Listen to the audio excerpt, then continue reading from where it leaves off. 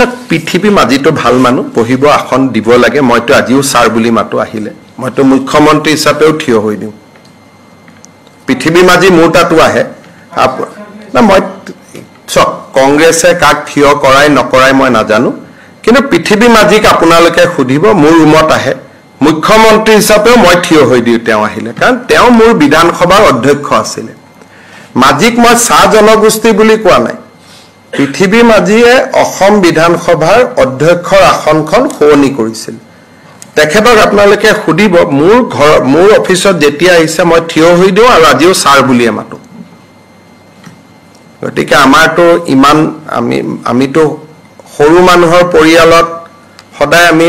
সন্মান কি তাক সৰুতে শিকোৱা যায় এলপি স্কুলৰ মাষ্টৰজনক আজিও দেখিলে আপোনালোকে নমস্কাৰ নকৰে জানো